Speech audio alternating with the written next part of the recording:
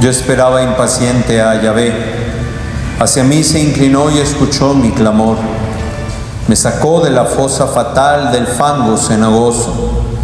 Asentó mis pies sobre la roca, afianzó mis pasos. Puso en mi boca un cántico nuevo, una alabanza a nuestro Dios.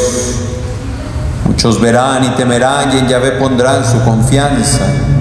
Dichoso será el hombre que pone en Yahvé su confianza y no se va con los rebeldes que andan tras los ídolos. Cuántas maravillas has hecho, Yahvé, Dios mío. Cuántos designios por nosotros, nadie se te puede comparar. Quisiera publicarlos, pregonarlos, mas su número es incalculable. No has querido sacrificio ni oblación, pero me has abierto el oído. No pedías holocaustos ni víctimas, dije entonces, aquí he venido. Está escrito en el rollo del libro que debo hacer tu voluntad. Y eso deseo, Dios mío, tengo tu ley en mi interior. He proclamado tu justicia ante la gran asamblea. No he contenido mis labios, tú lo sabes, Yahvé. No he callado tu justicia en mi pecho. He proclamado tu lealtad y tu salvación. No he ocultado tu amor y tu lealtad a la gran asamblea. Y tú, Yahvé, no retengas tus ternuras hacia mí, que tu amor y lealtad me guarden incesantes. Pues desdichas me envuelven en número incontable, mis culpas me dan caza y ya no puedo ver, más numerosas que mis cabellos y me ha faltado coraje. Dígnate, Yahvé, librarme, Yahvé, corre en mi ayuda. Queden confusos y humillados los que intentan acabar conmigo. Retrocedan confundidos los que desean mi mal. Vamos a puntualizar algunas cosas sobre el tema del enojo. Ya lo vimos ayer, el enojo no es ni bueno ni malo en cuanto a qué sentimiento. ¿Cuándo es que se hace malo? Cuando se convierte en hostilidad, que es un enojo que busca dañar o que de hecho daña. ¿Hasta ahí nos quedó claro?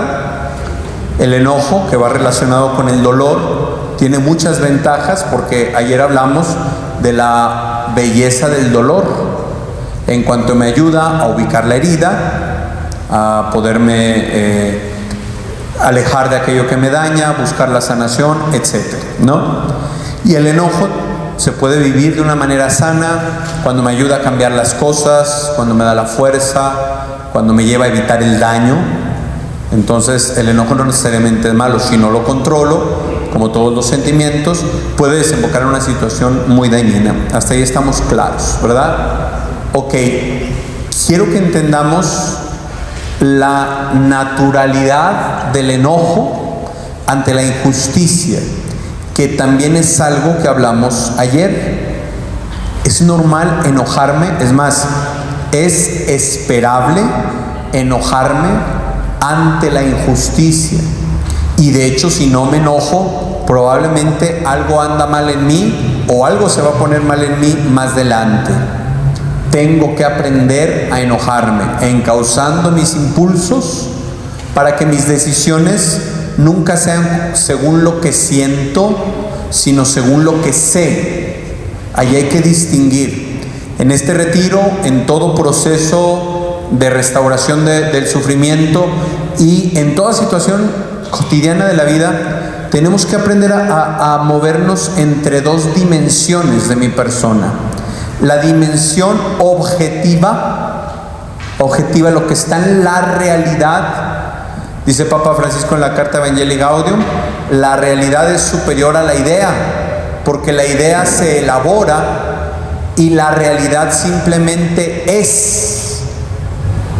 Y entre la realidad y la idea se tiene que establecer un diálogo constante para que mi idea no se separe de la realidad. ¿Se entiende esto? Entonces, la realidad, lo externo a mí, por llamarle así, porque pues yo también soy real, pero para que nos quede claro, lo externo a mí es el objeto, lo objetivo. Entonces, es una dimensión objetiva, las cosas concretas, tal cual son. Y hay otra dimensión que es la dimensión subjetiva del sujeto. El sujeto soy yo. Y en esta dimensión subjetiva es donde aparecen las percepciones, mis conjeturas, mis suposiciones, mis sentimientos. No son malos, mas no son los que deben mandar. No son los que deben reinar. ¿Cuál es el problema que tenemos? Que los sentimientos se sienten, están a flor de piel, son lo más inmediato que tenemos de esta vida interior, son como lo que pues se percibe, se degusta. Y entonces pensamos que es lo más importante o que es lo único, y no. Pongo un ejemplo.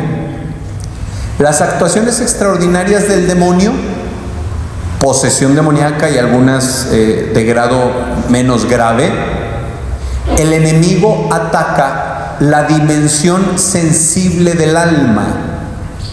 No puede el enemigo apoderarse de la esencia del alma, de lo más íntimo del alma, que solo le pertenece a Dios. No tiene acceso libre el enemigo a eso. ¿Dónde ataca? En lo sensible. Por eso una persona que sufre posesión ve cosas, oye cosas, siente golpes, siente que le lastiman, que le tocan, que le muerden, que lo que sea. Porque ataca la dimensión sensible.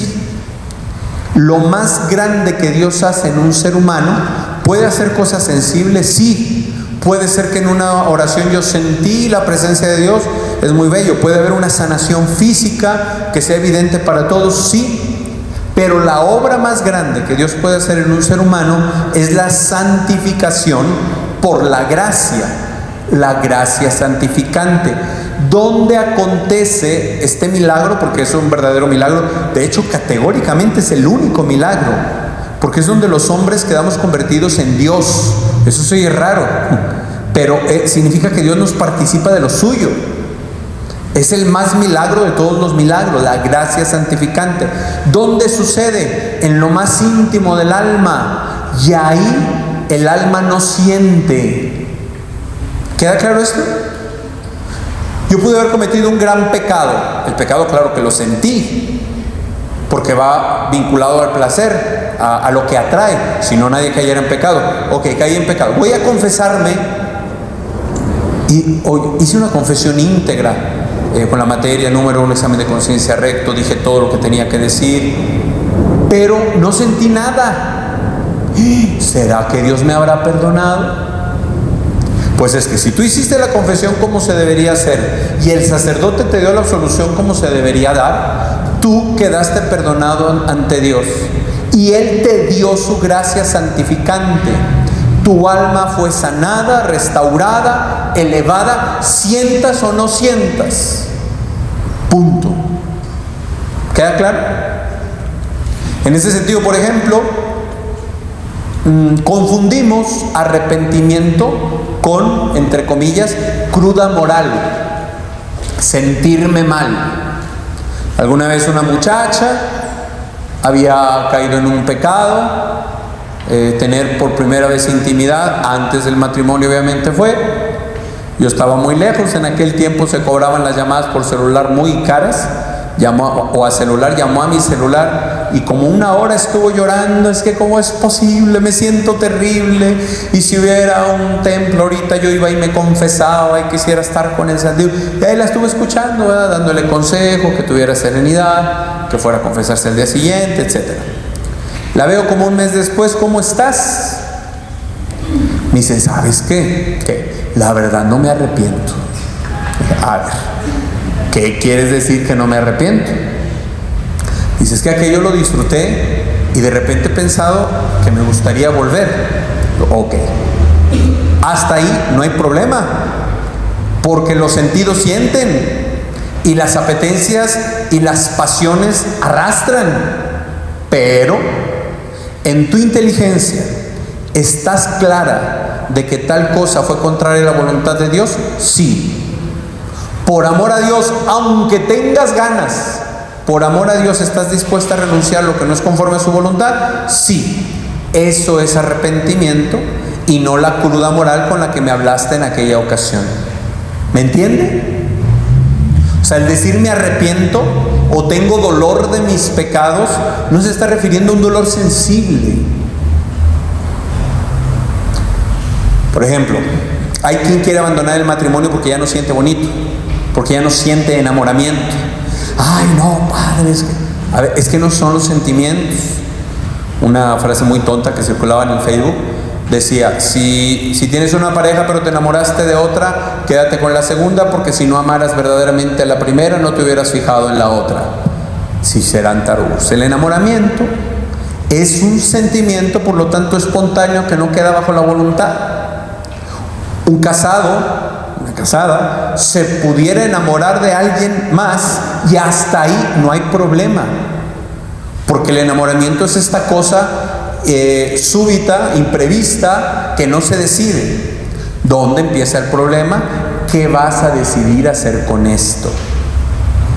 Si el enamoramiento vino porque yo mandé mensajitos y luego me los respondieron y luego yo seguí las conversaciones, ahí sí tengo responsabilidad.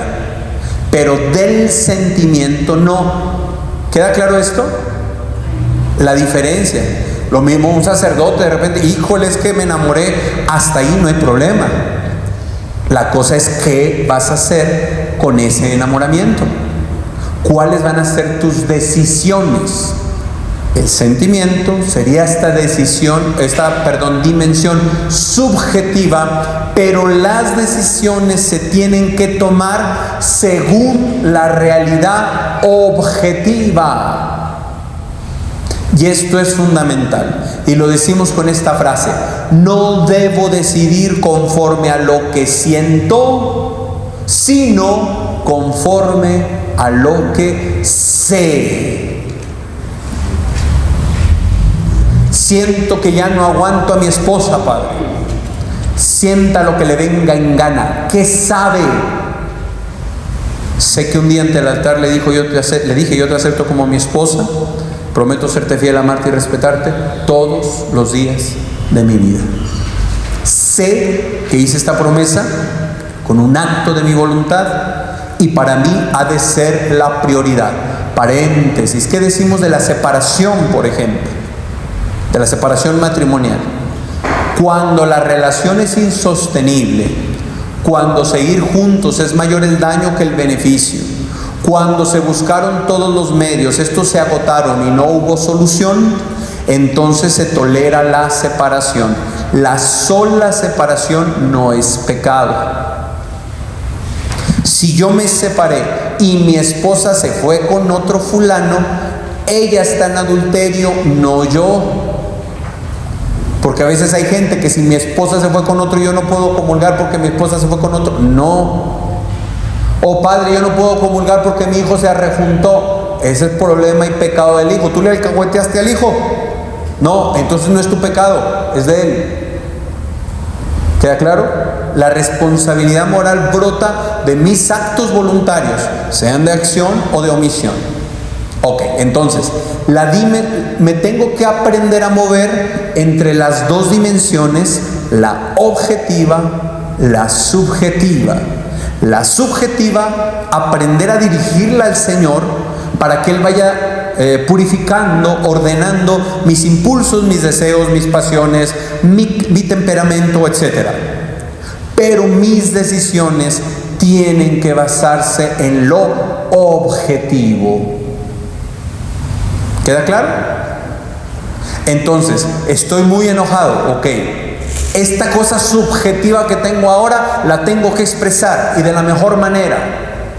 Ok, si nos acabamos de pelear y en este momento me están hirviendo las tripas, no es un momento conveniente para expresarte a ti con quien me peleé, con quien discutí, para expresarte mi enojo. No es conveniente ahora por este hervidero de tripas. Entonces, para un enojo reciente, ayuda mucho, por ejemplo, el ejercicio físico. Salirme a caminar o a correr con la conciencia de que estoy encauzando mi enojo. Y ahí sí puedo lo que quiera, porque está encauzando el enojo, expresando el enojo de una manera sana. Para un enojo ya más sereno, conviene, si estamos preparados, confrontarlo. Pero ojo, vamos a pensar otra vez en el matrimonio.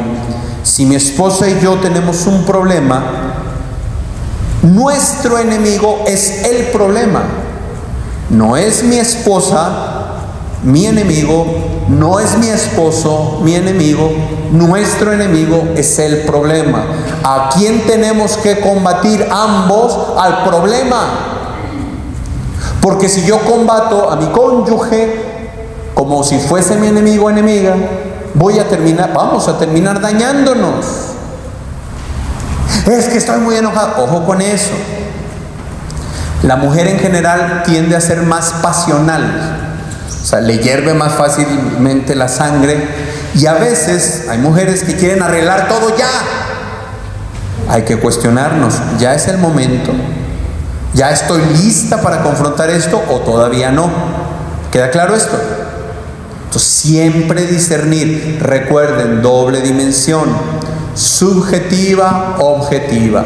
La subjetiva la tengo que expresar de una manera sana, más las decisiones vienen de la dimensión objetiva. O más bien, yo me baso en mis decisiones en la dimensión objetiva.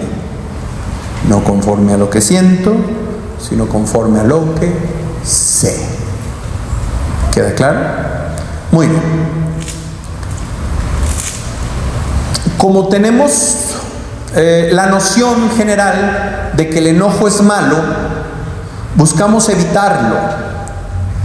Pero si lo evito, tragándomelo, echa raíces dentro de mí y va a terminar produciéndome daño.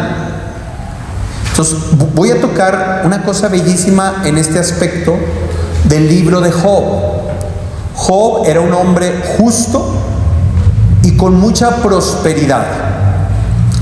Resulta que todos sus hijos mueren, hijos e hijas, en un mismo día, y pierde todas sus propiedades en un mismo día, por varias desgracias que confluyen. En el capítulo 1, al final del capítulo 1, que es muy pequeñito, dice: se levantó Job, 1.20, Job 1.20. Se levantó Job, rasgó su manto y se rapó la cabeza, signos de penitencia, de duelo. Después cayó en tierra en actitud humillada, humilde, y dijo: desnudo salí del vientre de mi madre y desnudo volveré a él. Yahvé me lo ha dado, Yahvé me lo ha quitado, bendito sea el nombre de Yahvé. A pesar de todo, Job no pecó ni imputó nada indigno a Dios. Luego, el demonio le pide permiso a Dios para atacar directamente a Job, porque le dice Dios: ¿te fijas cómo este siervo, aunque lo ha perdido todo, sigue siendo fiel? Y dice Satanás: pues sí, pero es que no me dejaste tocarlo a él. Paréntesis. Es muy difícil, es muy difícil de entender. Por ejemplo, el caso de las posesiones demoníacas no pueden suceder sin permiso de Dios, así como esto que les voy a platicar de Job. Y por fe sabemos que en su providencia Dios lo permite, porque Él tiene el poder incluso de sacar bien de algo malo. Sacar bien del mal. Teóricamente es muy fácil, pero para quienes lo están viviendo no es fácil de entender. Job tiene este paso. Satanás pide permiso para tocarlo y le provoca una llaga desde la coronilla hasta el talón, una úlcera maligna. La esposa de Job le dice: ¿aún persistes en tu integridad? Maldice a Dios y muérete. Como que ya aguantaste de más. Maldice a Dios y muérete. ¿Qué dice Job? Hablas como una necia. Resulta que estamos dispuestos a recibir de Dios lo bueno y no lo estamos para recibir lo malo. A pesar de todo, Job no pecó con sus labios. Estas dos frases que les he leído de Job vienen, por ejemplo, en la liturgia de las horas, un laude, si mal no recuerdo.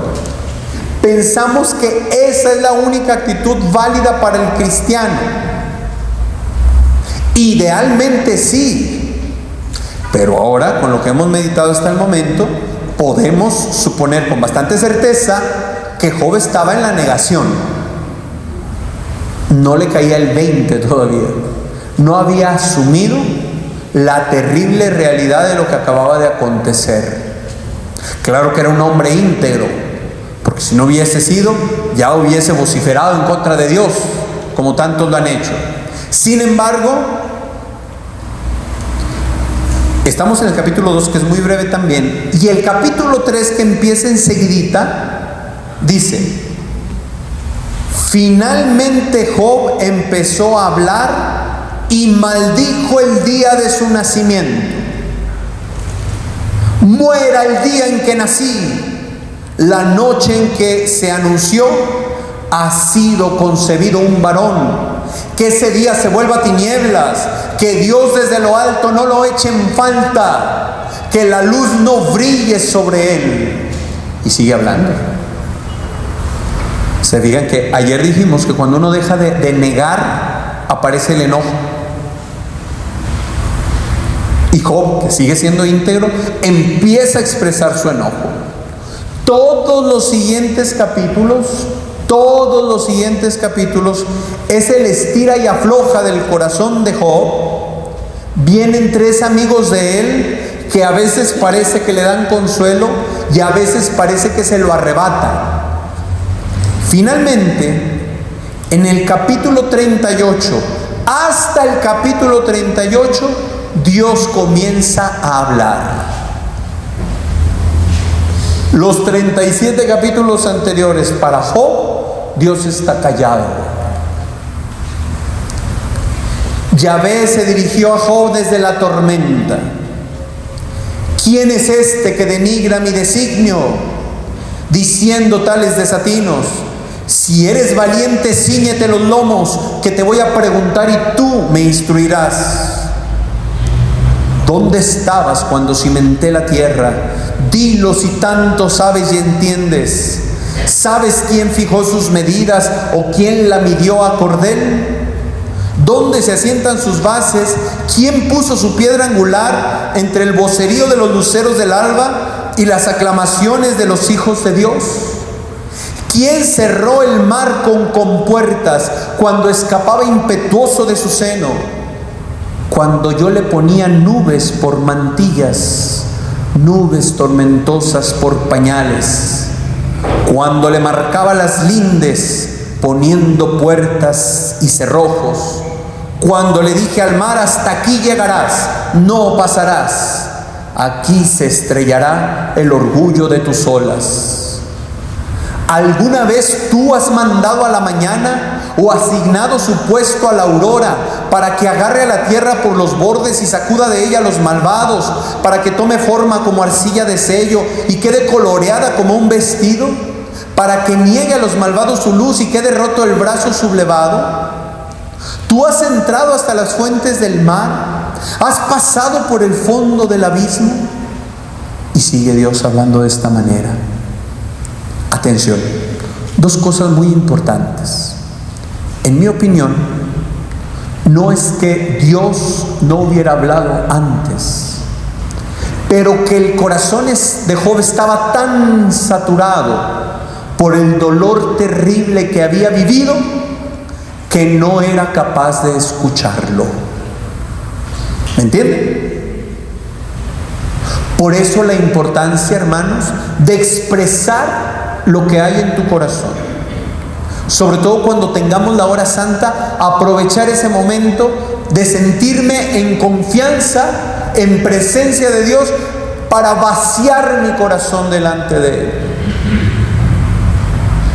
Porque cuando uno está sumido en el dolor, o en la tristeza, o en la angustia, o en la desesperación, quedamos ensimismados y por lo tanto aislados de lo que nos rodea, sobre todo de Dios.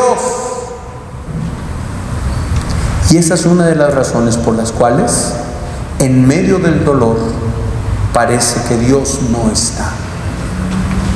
Parece, estoy diciendo, parece que Dios no está. Segunda cosa interesantísima en esto que acabamos de leer.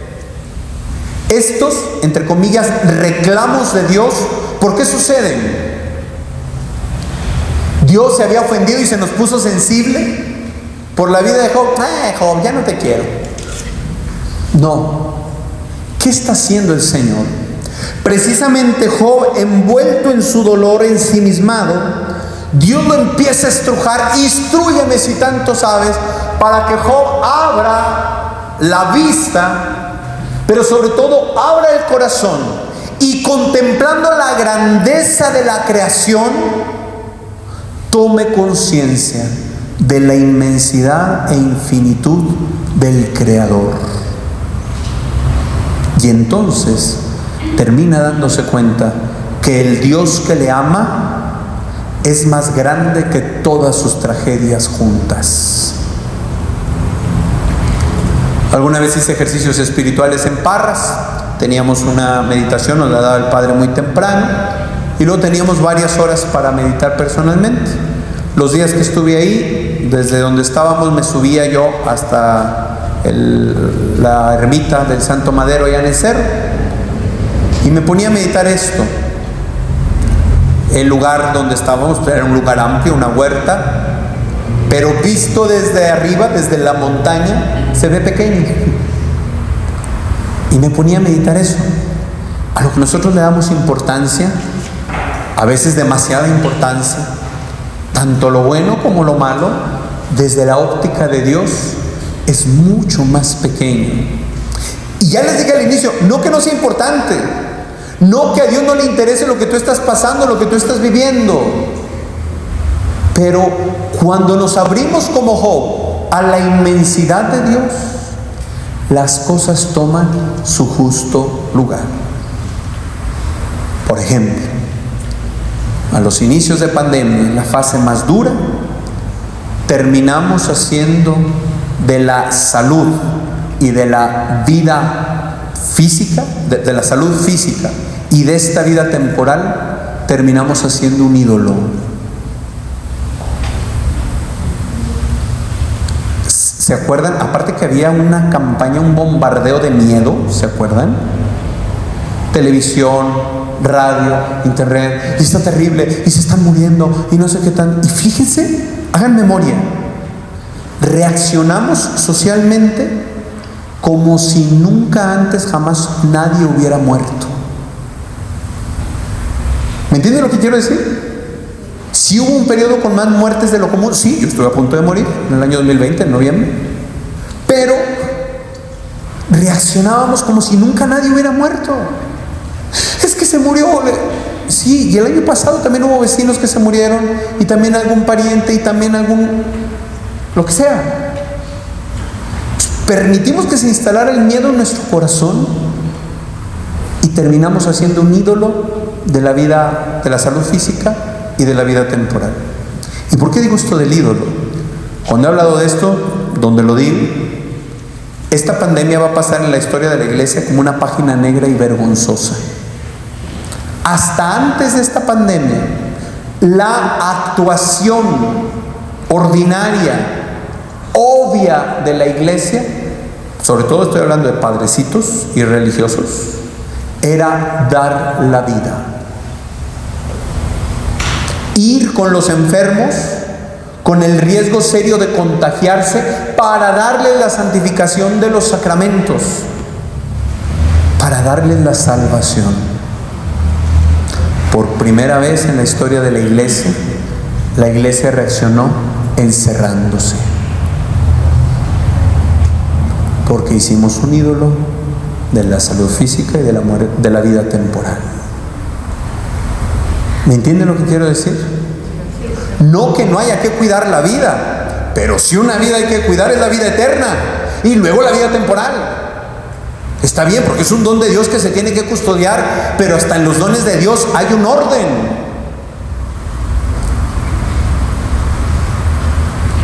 Decía un padre, pobrecitos los ateos, haciendo una meditación en la pandemia, pobrecitos los ateos, porque como piensan que esta vida es lo único que existe, se aferran a ella desesperadamente. Lamentablemente los cristianos reaccionamos como ateos en esta pandemia, como si no hubiera esperanza en un más allá en Jesucristo.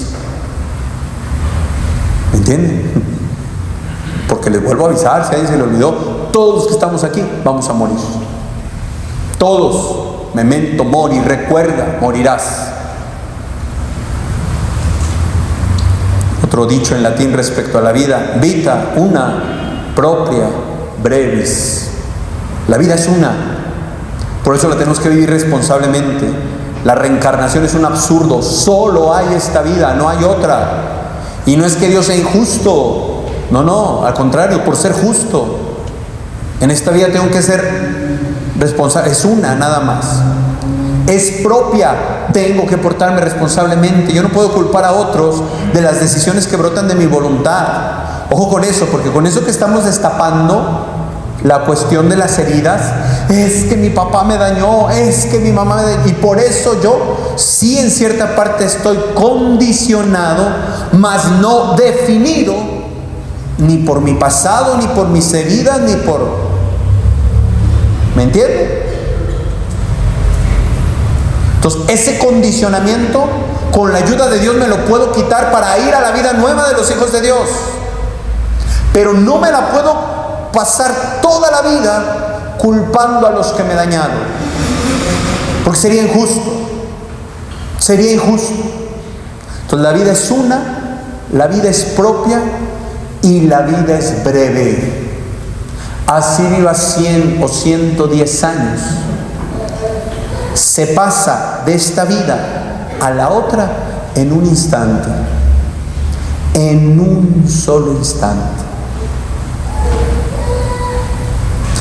Y cualquiera de nosotros, el más viejo y el más joven, es posible que de un momento a otro, esta misma noche, pierda la vida. Por eso no tenemos que postergar las cosas. Ay, para después. No. Volvemos a Job.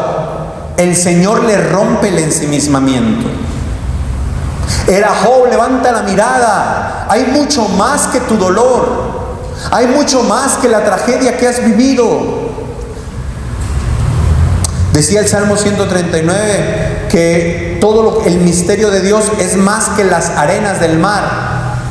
Y al terminar, es decir, si yo las voy contando las arenas de todas las playas de todo el mar, termino de contar todos los granitos de arena y al final todavía está Dios en su inmensidad. Más que aquella inmensidad de granitos de arena, todavía mayor es Dios. El sufrimiento, cuando lo aprendemos a vivir, cuando lo integramos rectamente, produce un crecimiento en nosotros. Por eso en Job hay algo magnífico al final, capítulo 42, versículo 5.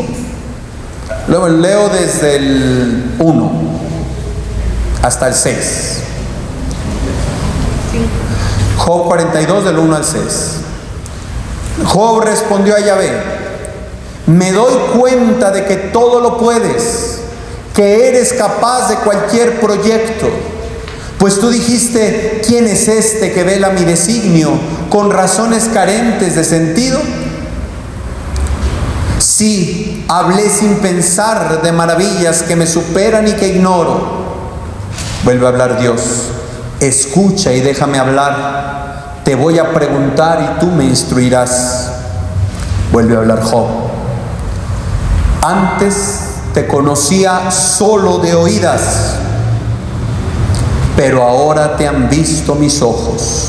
Otra traducción de la Biblia dice: antes te conocía solo de oídas, pero hoy sé quién eres.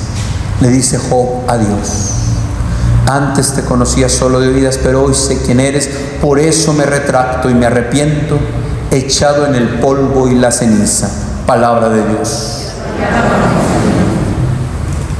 Fíjese, este sufrimiento terrible llevó a crecer a Job en la fe de tal manera que hace esta afirmación: Señor, antes te conocía solo de oídas, pero hoy sé quién eres. ¡Qué maravilla! ¡Qué maravilla! Luego, lo había ya mencionado, el Señor Jesús en la cruz. Es asombroso. Hablé de esta palabra, la más impactante, porque quedó redactada en la lengua original en 2 evangelios. Elí, Elí, lema sabactaní, Dios mío, ¿por qué me has abandonado? Jesús en su carne experimenta el abandono de Dios. Preguntamos ya, ¿es que objetivamente Dios Padre abandonó a su Hijo en la cruz? No. Y si lo podemos decir, que tampoco se puede afirmar desde lo teológico, nunca estuvo el Padre tan cercano a Jesús como lo estuvo en la cruz. Pero ¿qué pasa? Cuando les pregunté qué era pecado mortal, alguien dijo alejarse de Dios o romper comunión con Dios.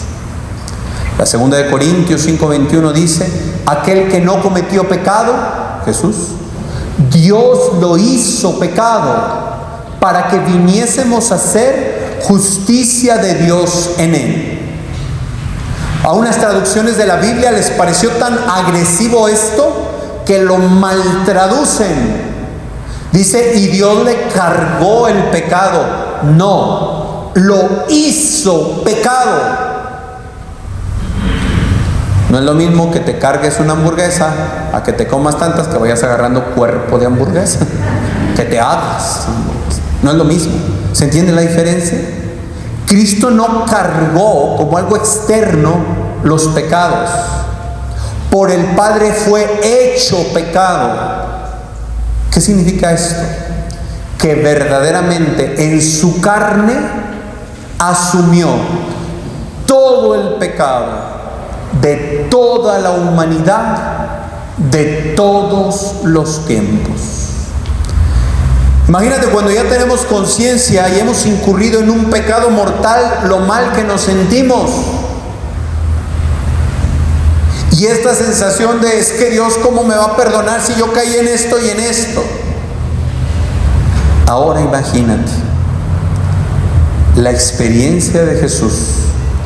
No solamente a nivel físico, hermanos, el sufrimiento de Jesús, que fue superlativo, fue grandísimo, pero aún así el sufrimiento físico tuvo límite en el tiempo. Aunque fue terrible, tuvo límite en el tiempo. Una vez que Jesús expiró, el dolor físico terminó. Pero el dolor espiritual, que también terminó, pero el dolor espiritual que experimentó al asumir todo el pecado de toda la humanidad, de todos los tiempos, lo experimentó a nivel espiritual durante toda su pasión. Por eso es que el Señor se siente, y hablamos de la dimensión subjetiva, se siente abandonado por Dios. Dios mío, ¿por qué me has abandonado? Y ese silencio de la cruz, donde parece que no hay respuesta de parte de Dios, es tremendo.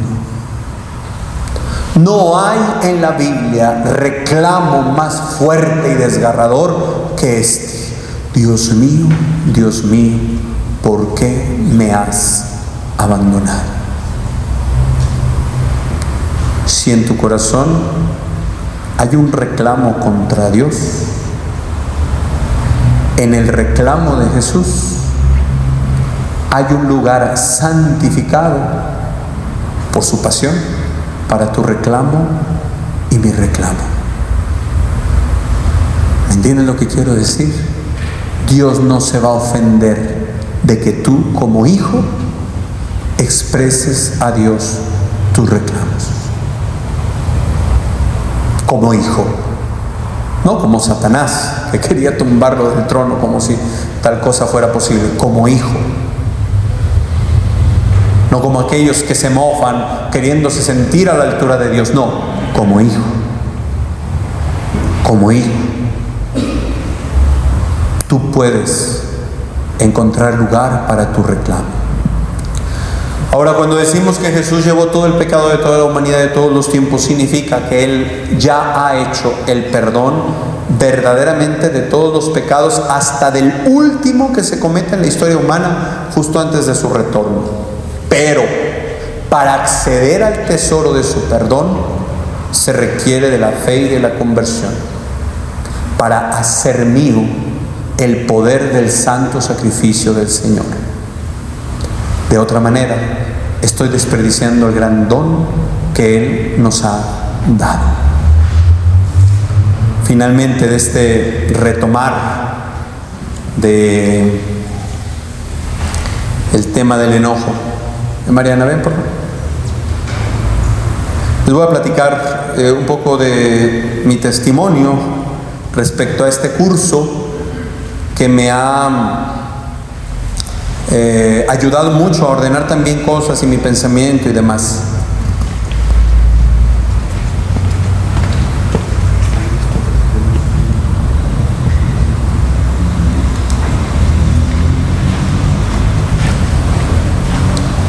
Muy bien, les había platicado que yo soy de temperamento colérico. Los temperamentos tampoco están puros, se pueden combinar con otro. Yo de temperamento colérico, muy enojón, muy de mecha corta, justificándome, quienes somos así, que nos decimos de carácter fuerte, ya explicamos que no es así. De alguna manera nos hacemos el centro del universo, nos consideramos a nosotros mismos el centro del universo. O sea, todo lo que pasa es en mi contra. ¿Por qué me hacen enojar? Ay, me hiciste para que me enojara. Ay, es que no me considero. Ay, es como si el mundo girara en torno a mí. Y entonces yo tenía esta visión por muchos años, hasta ya entrada a la edad adulta, hasta el seminario. Yo tenía todo esto muy arraigado.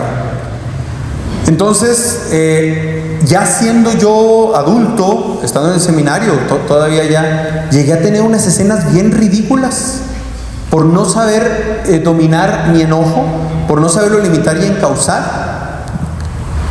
Me acuerdo una vez, estoy haciendo confesión pública de mis pecados, lo estoy presumiendo, ¿verdad? Sí me da vergüencita. Me acuerdo una vez, tendría yo unos 20 y tantos años, eso fue poquito antes del seminario, 23, 22 años. Y compraron cena para todos menos para mí, porque se les fue. Armé un espectáculo de empezar a gritar, empezar a llorar. Me fui corriendo a la habitación, le di un portazo. En la iglesia decía, ay, qué bueno es Vicentito. Todo el mundo decía eso en mi parroquia. Pero en mi casa les armaba mi show, no siempre tampoco. Pero de vez en cuando que se me encendía la mecha y armaba mi espectáculo. Y yo era el que coordinaba a los jóvenes, y yo era el que daba talleres de no sé qué, yo era el que no sé qué tanto, y armaba mi show. Ridículo, como un niño de 3, 4 años. Me llegó a pasar. Otra ocasión, yo tenía un trauma, ya no, gracias a Dios, por lo cual me causaba mucho conflicto que si yo iba manejando y alguien me acompañara, no fuese de copiloto. Me incomodaba mucho que se fuera atrás, como dicen que te trae de chofer, ¿no? Me daba, pero un coraje irracional totalmente y desproporcionado. Entonces mis hermanos seminaristas pues lo sabían, era yo seminarista, ¿verdad? Entonces fuimos a un lugar, en el carro íbamos de regreso al seminario y se suben todos atrás. Y ya trepados atrás, véngase uno, no. Véngase uno acá adelante, no, queremos que te enojes. Les estoy diciendo que se venga por favor uno acá adelante. No, no nos vamos a ir, dale. Y me causaba mucho conflicto, me enojaba, empezaba a ser agresivo. Les estoy diciendo que... No. Pues ahí se quedan. Y me bajé y le di el portazo a mi carro. Pobre carro. Le di el portazo a mi carro. Pues ahí se quedan, yo ya me voy. Y me fui caminando bien enojado. Entonces voy caminando así enojado en un bulevar. Y estos, pues se sabían manejar, vienen con mi carro así a un lado mío, así, súbete. Yo, no, lárguense, ándale, súbete, ya no te enojes. Que no me voy a subir, te va. Entonces, ¿qué hacemos? Váyase al seminario, yo aquí me quedo. Pues se fueron. Y yo iba todavía echando chispas en la calle. Me meto por una calle de esa colonia oscura, sola, peligrosa. Y ahorita agarro un taxi que busco y que no había dinero. ¿Pueden venir por mí? Sí, vamos, pero no te enojes. Espectáculos así llegué a armar por no controlar mi temperamento. Hubo otro, porque también hablamos de que el enojo puede dar fuerza para cambiar las cosas. Siendo yo seminarista, estaba de apostolado en Ramos Arizpe y tenía yo 2 círculos bíblicos, uno primero y el otro enseguidita, ¿no? En colonias diferentes. Se me olvidó la Biblia en uno y ya iba rumbo al otro y tomó una calle a la derecha y resulta que esa calle era en contra, pero no había ninguna señalización donde yo la tomé. Hasta la otra esquina, ahí estaba una estación de la policía instalada para infraccionar a todos los que pasáramos por ahí, porque de ahí para atrás no había ninguna señalización, una injusticia clara, ¿no? Pues nos detuvieron y nos infraccionaron. Y yo que me bajo y le digo al policía, no se vale, es injusto lo que estás haciendo. Yo di la vuelta en la otra cuadra y allá no hay señalización. Como quiera te voy a poner la infracción. No me importa, pero date cuenta de la injusticia que estás cometiendo y que no sé qué tanto. No, es que mire, aquí viene en contra. Sí, pero donde yo di vuelta no hay señalización, ¿entiende? Que no sé. Y lo dije, ¿y no habrá sido que no me fijé? Ya con la infracción en mano le fui a dar la vuelta a una escuela y llegué a la esquina y efectivamente no había nada. Desde esta esquina, así de enojado andaba, desde esta esquina le empecé a gritar al policía, ven para acá para que veas que no hay señalizaciones. Pues ¿cómo le grité que el policía se vino? Entonces está aquí parado, le digo, fíjate si hay señalización o no. No me voy a fijar. Te estoy diciendo que te fijes, que no. Ándale, levanta la mirada y dime si una sola señal de que iba yo en contra. No hay. Ahí está, ¿te fijas? No le voy a quitar la infracción. Te estoy diciendo que no me importa que me quites la infracción, que te des cuenta de la injusticia que estás cometiendo. ¿Cómo había gritado que se juntó gente? Tenía yo así. Dice, bueno, ¿y usted a qué se dedica? Seminarista Vicente, a sus órdenes. Usted seminarista y gritando así y reclamando así. Le dije, óyeme, claro que sí.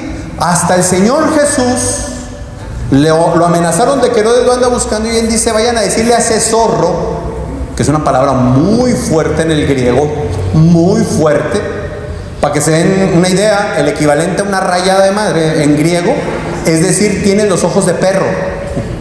Ahí nosotros decíamos, eso es de niños, ¿no? En griego se oye muy feo.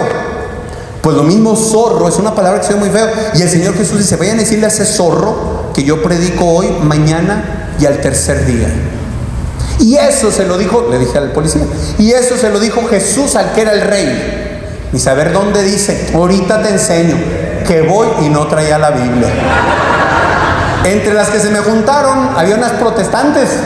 Hermano, le traigo mi Biblia, tráigamela, hermana, tráigamela. Del coraje que todavía traía, yo no encontraba la cita bíblica. Hermano, no la encuentro. Le traigo una de referencia, tráigame la de referencia, por favor. Dijo el policía, ya me voy, porque usted no la encuentra. Se fue, al final la encontré, y luego resulta que voy a buscarlo y ya no estaban en la casita esa que tenía en la caseta. Fui a mi curso bíblico, regresé y ahí estaban, con permiso. Evangelio de Lucas, capítulo 13, versículo 32 y 33. Yo expulso a los demonios y llevo curaciones hoy, mañana y al tercer día. Vayan a decirle a ese zorro, ¿no? Ya estaban 3 policías y les hablé, pero les hablé de frente. Ustedes están cooperando con la corrupción que está hundiendo México. Están haciendo algo grave, así, en su cara. Están haciendo algo gravemente injusto y están atentando contra familias de una manera tremenda.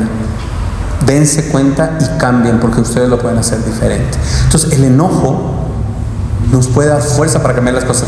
No había redes sociales, que si no hubiera armado yo una, hablé a todas las televisoras y radiodifusoras y nadie fue. Imagínense. Pero el enojo nos puede dar fuerza para cambiar las cosas. ¿Qué pasaba? ¿Por qué era difícil? ¿Por qué me dañaba esas cosas? Porque yo había hecho un ídolo de mí mismo. La primera parte de restauración que hizo Dios, la hizo cuando yo estaba haciendo mi servicio social como médico pasante. A los 3 meses de estar yo sirviendo, por instruir a la gente de cómo se deben hacer las cosas en medicina, un rancho que era muy conflictiva, la gente de ahí me reportó como si yo hubiera hecho algo grave, de humillarlos, despreciarlos y aplastarlos prácticamente. Y a los 3 meses de mi servicio social ya me querían correr de salubridad por el reporte injusto que puso esta gente contra mí. Me pegó tanto, iba yo a perder mi carrera por una necedad de las personas. Ellas estaban acostumbradas que el médico anterior les regalaba todo el medicamento que ellas quisieran, y yo les decía, no, es que este te daña esto, déjame decirte yo cuáles, y eso fue lo que les molestó. Me iban a correr, me sentí impotente, frustrado. En un momento estoy solo en mi habitación y empiezo a orar, a llorar a gritos, a decirle al Señor por qué estaba permitiendo eso. Tan impotente me sentí que caí al suelo de no poderme sostener, y llorando yo golpeaba el suelo, porque cómo era posible que tal cosa estuviera pasando. Siempre desde el kinder tengo yo claridad de que había sido yo muy aceptado donde estuviera. Todos mis compañeros me querían, todos mis maestros me querían, y ahí hice yo el ídolo de mí, que cuando viene una dificultad no era admisible que alguien me rechazara. Pero Dios estaba quebrantando mi ídolo. La segunda etapa es a mediados del seminario. Me vienen varias enfermedades delicadas, una situación muy difícil, confrontación con la autoridad dentro del seminario y confrontación con algún sacerdote fuera del seminario. Cuando llego, después de las enfermedades y confrontación interna, yo cuando platico con la psicóloga me di cuenta del daño que tenía. Después, ya entrando en teología, ya yo estaba empezando a ceder, entendiendo que la gente no estaba obligada a quererme, y que tampoco la vida estaba obligada a que todo me fuera bien siempre, porque yo no podía tener control de todo. Tuve un apostolado donde el sacerdote que estaba parecía que siempre buscaba qué dificultad nueva ponerme el fin de semana. Me negaba la comida, me gritaba, cantidad de cosas. Yo fui a decirle a mis autoridades del seminario, es que está pasando esto. Y uno de ellos, que ahora le agradezco, en ese momento no, pero él dijo, no lo voy a cambiar porque tiene que aprender a enfrentar las dificultades. Y fue la decisión más sabia, derribando el ídolo de mí mismo, acudiendo a Dios, que es quien en verdad nos sostiene. Una última escena ridícula, exagerada. Este sacerdote se supone que iba a hablar conmigo, no me dijo nada trascendente. Me decía, ¿te puedes ir? ¿Ya me puedo retirar? Sí, me retiro. Y me grita, Vicente, ven acá. Había dado yo 3 pasos fuera de la oficina. Me giro y el sacerdote está aquí gritándome, lárgate, te odio. Y yo por dentro rezando, Señor, ciérrame los hijos, agárrame las manos, no me des fuerza, porque si me das fuerza, y dame paz, dame paz. Aquel acabó de escupir todo lo que traía. Le dije, ¿ya acabó? Sí. Ahora sí me voy en serio. Vete. Con permiso. Vamos. Después de esto le dije a Jesús, Señor, donde tú quieras, cuando tú quieras, como tú quieras. Eso es lo que quiero yo. A partir de ahí empezó una nueva libertad en mí, que fue creciendo y fue creciendo y fue creciendo. Cuando estoy en el diaconado y me dice el obispo, faltaba una semana para ordenarme sacerdote, un poquito más, y me dice, te vas a ir a Hércules, que es el lugar más lejano de la diócesis, 8 horas eran de aquí a allá por el camino corto. Yo había pensado antes, a mediados del seminario, antes de entrar en esto que les platiqué, yo había pensado, a mí nunca me tienen que mandar lejos, yo siempre tengo que estar aquí. Y me hacía una serie de ideas. Cuando ya vivo esto y el obispo me dice, vas a ir a Hércules, sinceramente sonreí y le dije, muchas gracias, porque ya había hecho libre mi corazón el Señor. Me decían varias personas, ay, es que pobre de ti, estás tan lejos. ¿Lejos de quién? Si soy sacerdote. Y aquí hay un pueblo que necesita de Dios y para eso me consagré. Esa es la libertad de los hijos de Dios, que Dios quiere que vivamos ya. Muchas de las dificultades que pasamos es por esta resistencia a aceptar la realidad, por la resistencia a aceptar la realidad, y muchas de las cosas difíciles que pasamos tienen más su fundamento en mi imaginación, en mi suposición, que en la realidad. Pidamos al Señor entonces que nos guíe, que nos lleve de su mano y que en esta semana nos haga libres para la gloria de su nombre.